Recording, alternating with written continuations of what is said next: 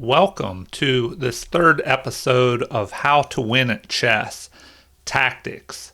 So, one of the fastest ways to improve your chess game and to get better in the fastest possible way is to just get better at tactics. And this can be done by studying tactics problems, reading books, watching videos, anything tactics related. But one of the best ways is to just solve problems. And you can do that by going on chess.com and playing through puzzles every day, trying to improve. I have some videos that you can follow along and try and solve the puzzles, and then I'll solve them and give the answer. But tactics, just even if you do a little bit of tactics study every day, 15 minutes, a half hour, over time, that will make a big difference in your chess game. Because most games with beginner players, even intermediate, advanced, a lot of games are decided by tactics. So somebody just misses a tactic and then all of a sudden the game is over. And so I have a game here that I'll go over and talk about tactics as I play through this game. It is Adolf Anderssen with white and Wilhelm Steinitz with black here. So these are both great chess players from the past. Wilhelm Steinitz was the first official world chess champion, and Adolf Anderssen was, I believe, the first unofficial world chess champion after he won a tournament, I think, in 1851 with many great players there, and he came out on top. So Anderssen was also known as an amazing tactician. He loved to sacrifice and attack.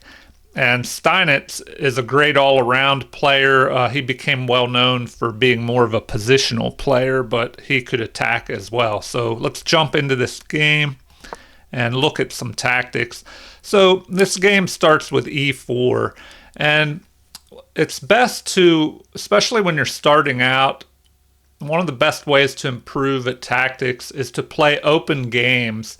So if you start with e4, more of the games will open up in the center, because usually this e4 pawn and the pawns in the center are more likely to be traded, giving all your pieces more room to maneuver and to attack. And so I recommend playing e4 pawn openings when you're first learning chess and when you're trying to improve your tactics, especially because there are more tactical opportunities. If you play d4, a lot of the games are more closed and have more positional maneuvering. And so we have e5 and knight to f3. So just common developing moves here. And one thing also, tactics, if you're asking, well, what are tactics? They are short-term opportunities that can change the game quickly. They're kind of maybe the opposite of strategy, which are long-term plans that you would come up with. So one example might be, for strategy, you could say to yourself, well, I'm going to get my pieces out as fast as I can. I'm going to castle on the king side and try and control the center. So these are more strategies, where tactics are immediate combinations or attacks, short little opportunities that happen quickly that determine the outcome of the game. And so a tactic here is this knight moved to f3, and it's attacking one of black's pieces, his pawn, and he's forced immediately to respond in some way. Will he let the pawn be captured? Will he defend it? So he defends it with a knight. So this tactic of attacking one of your opponent's pawns forced your opponent to make a decision based on that little tactical move of attacking something. And so here we have bishop to c4. And so this attacks a pawn here that is a weak point in black's defenses. Excuse me. This f pawn is only protected by the king. So if the bishop and if this knight at some point had an opportunity to jump up here, they could pile up on this pawn and create tactical problems for black, because black would be under pressure to defend this pawn. And so you can influence your opponent with short little tactics, whether it's just the threat of an attack on a piece or a pawn or the king, or more in-depth tactics, which we'll see as we play on. All right, so right now developing moves by both sides, and here we have a tactic and also a strategy involved in this tactic. So this is known as a gambit. So they were playing the Italian game, which went into the Giuoco piano game, a variation of the Italian game. And this is the Evans Gambit, where the tactic is to sacrifice this pawn. And the strategy behind it is that if this bishop captures, which in the game he does, the strategy behind this tactic of sacrificing a pawn is to now play c3, and this gives white time to further develop, because now this bishop must retreat. And so the bishop retreats back here to c5, and the strategy behind all this is to eventually play d4 here and take control of the center, and we'll see how that works. So castling, and then d6 here to fortify this pawn on e5, and now the bishop is free to develop. And then d4 is played. So this was the strategy behind giving up this b pawn. The b pawn was gambited away, and it allowed this setup here with c3 and d4, and then after capture, now white has this strong central pawn formation, and once again this bishop must retreat, and it gives white time to develop another piece. But before he does that, he continues attacking here and drives this knight back. And now we see an interesting tactic here. Immediately the bishop has been attacked. So black was trying not to give white more time by just retreating the knight, let's say, to e7, and then white could just freely develop. So black's tactic here was to attack one of white's pieces, but now we have an interesting situation where the next move, this bishop on c4 under attack is ignored by white, and a counterattack is played here. So now this bishop moves to b2, attacking up along this diagonal and threatening to capture this pawn.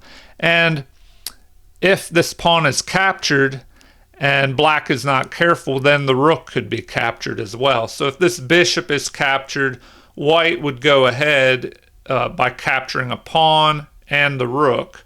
So black is forced by these tactics to move this knight out of the way. So now that if this pawn is captured, the rook will be free to move.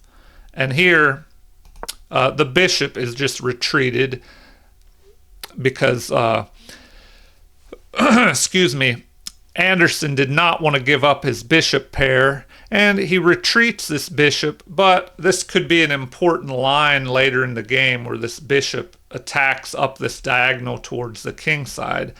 And also now this knight is just left kind of stranded on the edge of the board, where it is a lot weaker. It does not have as much mobility. Its pawn is preventing it from jumping back here. White's pawn is preventing it from going back towards the center of the board. So this knight is kind of trapped temporarily. And so that could even be another tactic, just trapping pieces, limiting their mobility. That could tie into a long-term strategy as well, but the short-term tactics are just taking control of squares and taking them away from your opponent. So now, knight to g6 is played to get this knight out of the way of the queen, to kind of maneuver down towards the king side, possibly to jump here and attack this bishop.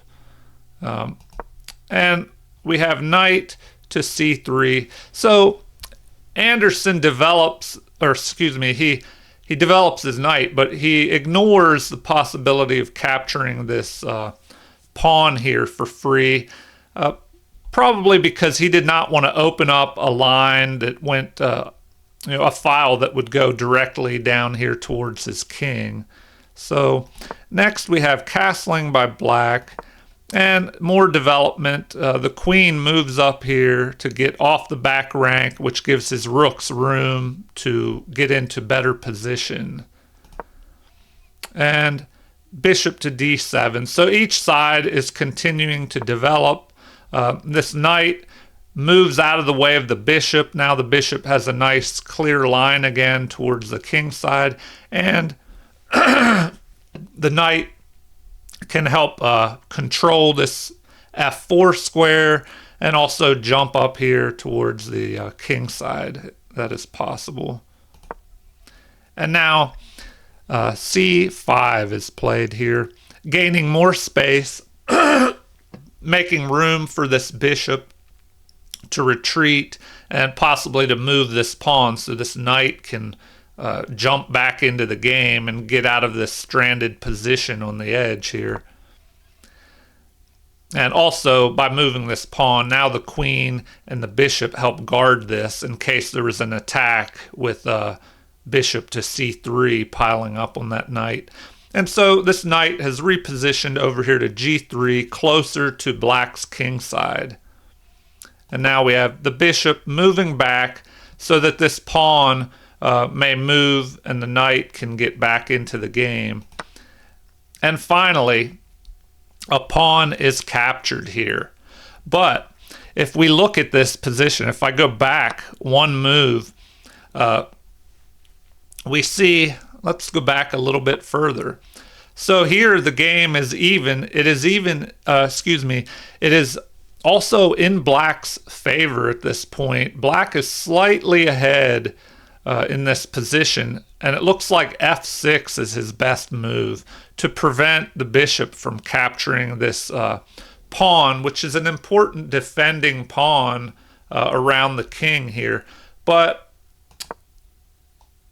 the opponent, Steinitz, he misses this, and now the the position has jumped in white's favor here, plus 1.6. So over a pawn and a half advantage here to white, because white can capture this pawn, knock out one of the defenders, and then we see here that it is not a good idea for black to capture this bishop. So here's what would happen if this bishop would be captured. After king captures, the best move, and according to the computer, the only move to keep white in the lead, is this: knight to h5 with check. And so now the king must move. If he retreats back here, we have queen to h6, threatening a mate here on g7. And then after rook moves to cover that square to prevent this mate possibility. So these are other tactics that can really affect the outcome of a game. We saw how this bishop was sacrificed. So that's a tactic, sacrificing a piece to start an attack. And so the white pieces follow up with this checkmate threat, and all these tactical moves with threats force your opponent to immediately counter them, or else the game will be lost. And while this happens, it also gives white an advantage. We see here he is now almost +3 with this computer evaluation. So he is 3 pawns worth of material ahead.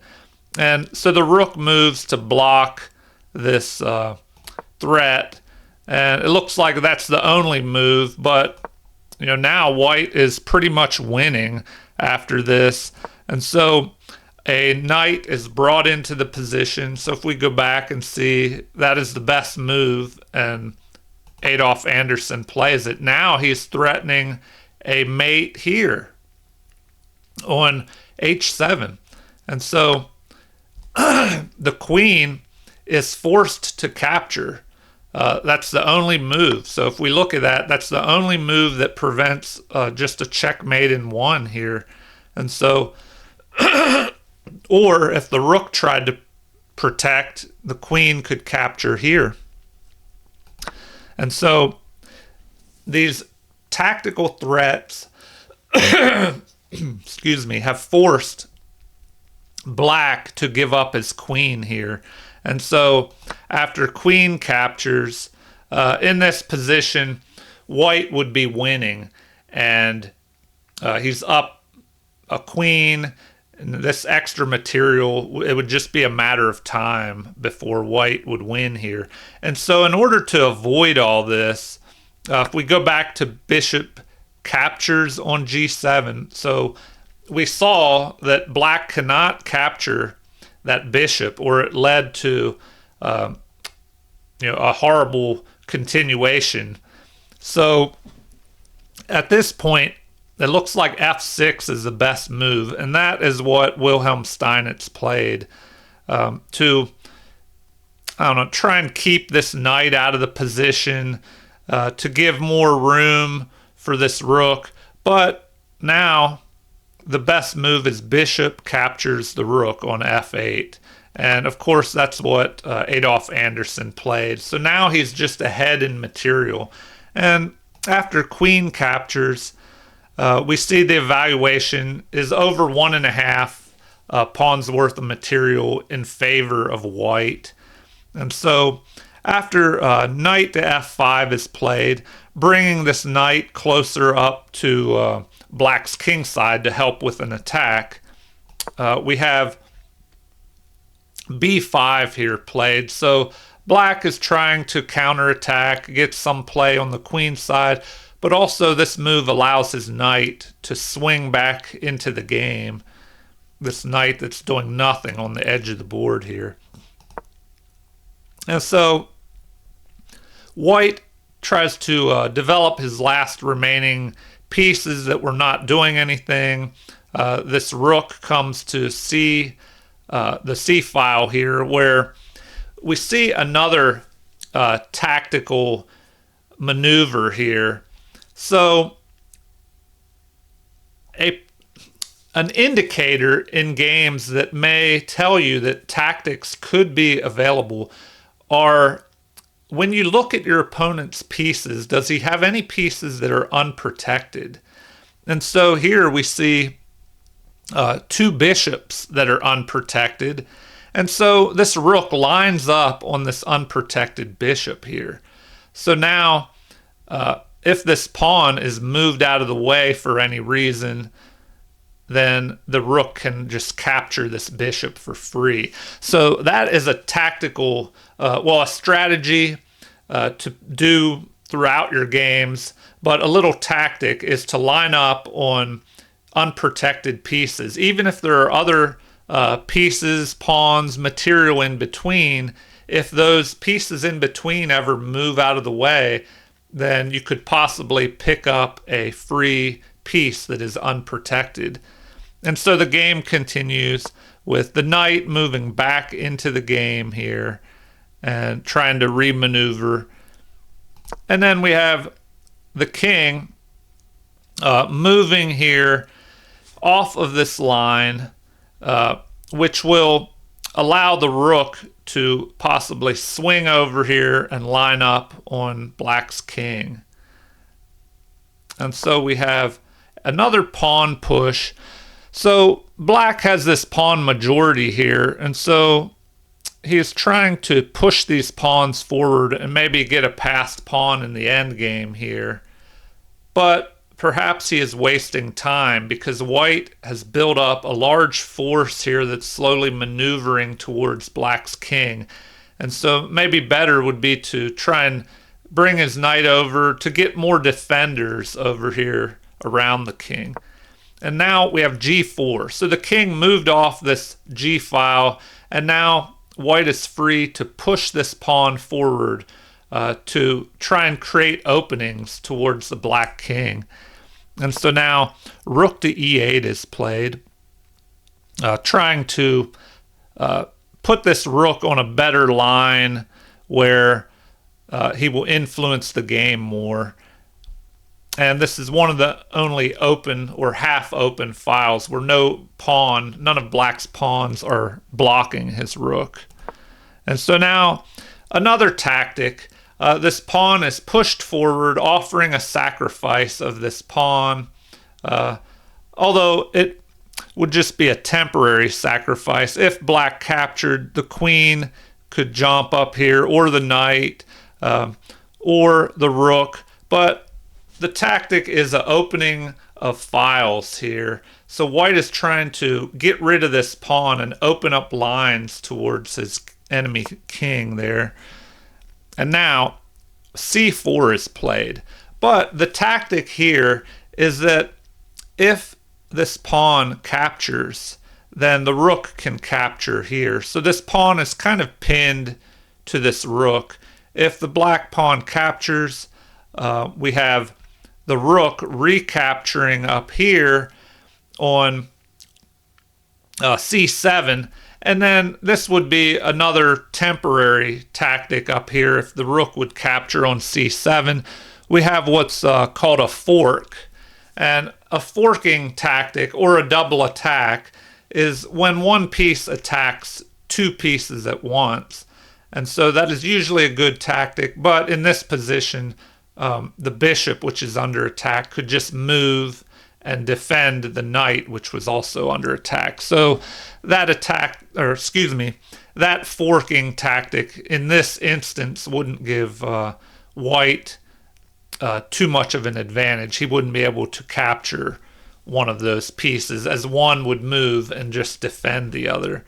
But the game continued with a capture of this pawn here on f6, so opening up this line towards black's king.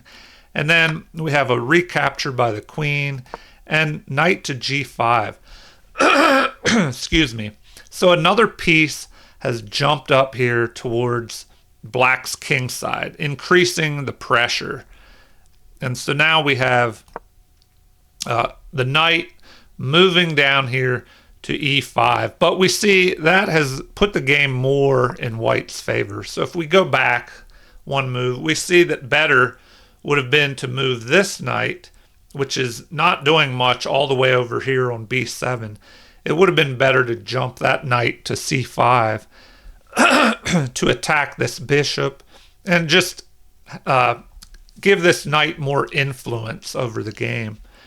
And so if knight to c5 would have been played, the game would be plus 1.3 in white's favor, but it wouldn't be as bad as now, almost plus 3 after this knight move, which just opens up this line, this file, the G file. It just opens it up even more on the king here. And so the bishop retreats back, wanting to keep this bishop as it will be an important defender, or excuse me, an important attacker. And now we have, let's see, the knight. Now it does jump up to c5, but it's kind of late now because we see the evaluation is plus 3 in white's favor. And so here we have another possible tactic. This rook has moved over to g1, lining up on the king.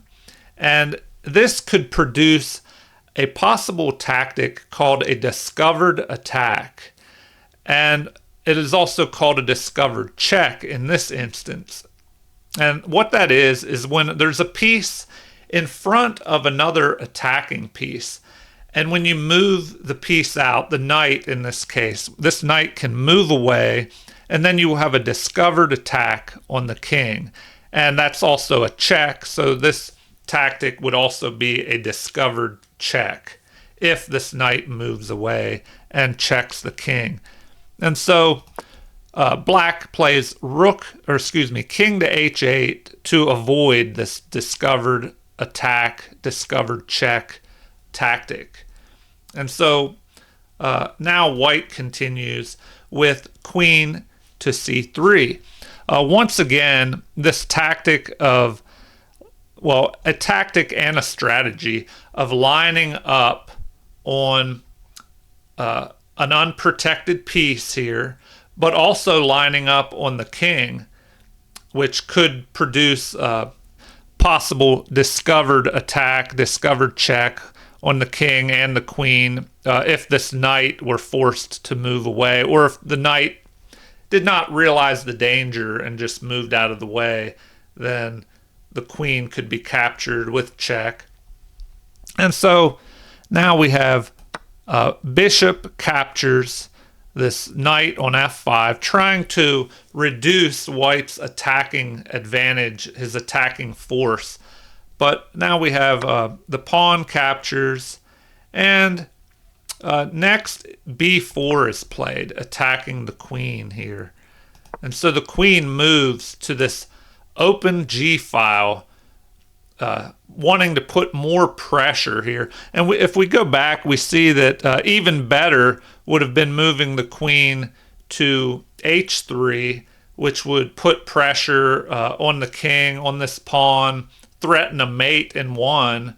So if the queen moved here to h3, there's a checkmate threat in one of the queen capturing here, and it would be protected by the knight. But Adolf Anderssen played queen to g3, wanting to just put pressure up this open file. And so here, it looks like h6 would be the best move, attacking this knight. But in the game, we have bishop to d8, wanting to put this bishop on a better line as it was blocked in by its own pawn. And now maybe it can attack this and capture this knight here, which is one of white's important attackers. And so white captures on h7. So another tactic, sacrificing a piece, but Wilhelm Steinitz, one of the top players of his era, a great player, he sees the threat here, and he does not accept this sacrificed knight. This is what would happen if he would capture. If the king would capture, then we could have h3 here, checking the king. And then there are only, there's limited options here. There is queen to h4 blocking, and the bishop backs up the queen. But then the game could continue with this move. The pawn pushes forward to f6 with a discovered check by this bishop. So another tactic called a discovered check. The pawn moves out of the way, a discovered check by this bishop, and so now that problem must be taken care of. And the king is very limited on what he can do, because now we see this tactic of the discovered check has also introduced another little tactic where this pawn has caused a breaking of the line connecting the bishop and the queen here. So now the queen is unprotected. And so after knight to g6, trying to protect the queen, we have a pin. And so this knight is really not protecting the queen, because the bishop now is pinning this knight. And so after queen captures, the knight is not able to capture the queen because of this tactic known as a pin, where if the pin is on the king, then it is an absolute pin where the piece cannot move. So here, this bishop pins the knight, and the knight cannot move because it would be illegal to move a piece and put your king in check. And so the knight cannot capture this queen. And so then the game would continue with the king moving as he was in check. And the only place he can go is here because the pawn was covering this G7 square. And then the game may continue with check. The king has to move again, then another check. And after this move, we have mate here. So that is one possibility of how that could have played out. Another possibility, after the king would have captured that sacrificed knight, and then after queen to h3, instead of queen to h4, we could also have queen to h6. But then once again, the pawn moves with the discovered check by the bishop here. So now the king would be in check. And if the knight moves once again, this knight is pinned now to the king.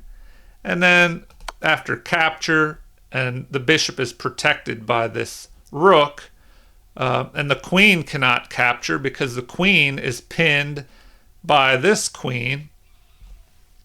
The king, is forced to move once again, and then capture here. And now, if the bishop would capture, trying to give some room and some defense to the king, it is too late. We already see multiple opportunities for mate in 2. And one example is this move, bishop capturing on e8 with a discovered check again by this rook. And after the block, as the king has run out of room and does not have any squares to move to, we have mate here with the rook checking the queen and the bishop cutting off the king's escape.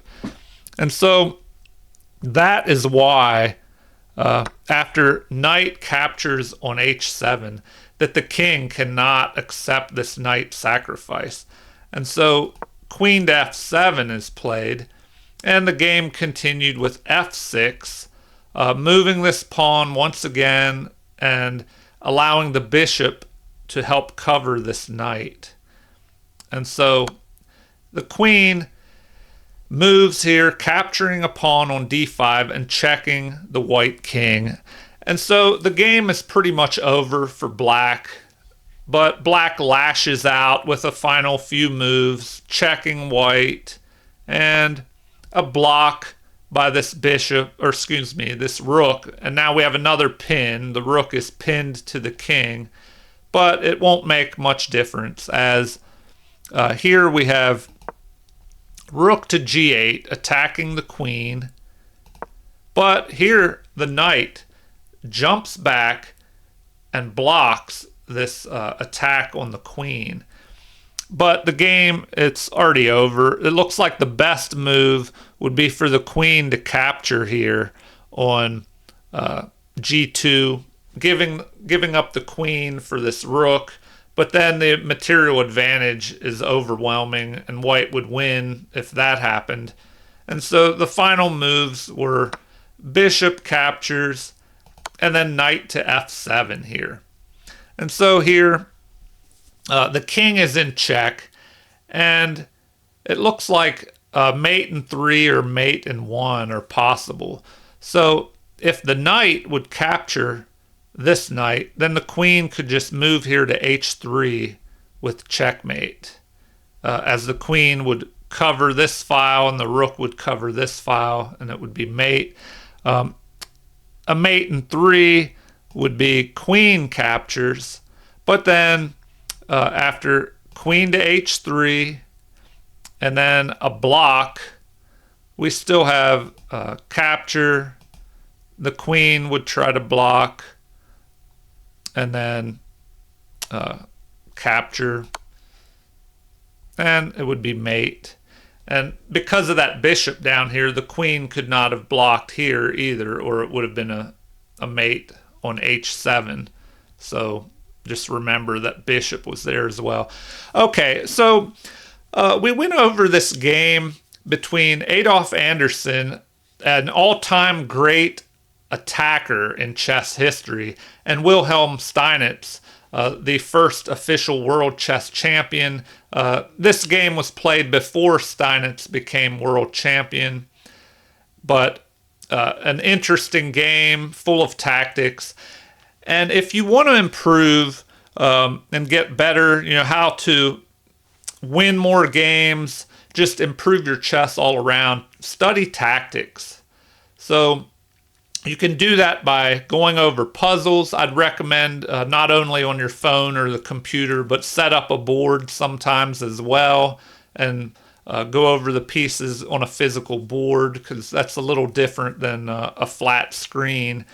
But try to do some type of tactical study, for 15 minutes a day, at least something, 30 minutes or more if you can, but study tactics. And another way to study tactics is to look at tactical chess games like this one. We notice a lot more tactics in the older chess games from back in the 1800s, as in that time period, tactics took more priority over strategy and positional and defensive chess. So you'll see a lot more attacking in these older games. And so I would recommend, checking out some of those games. All right. Well, if you've enjoyed this this review here on how to win at chess, this was episode 3.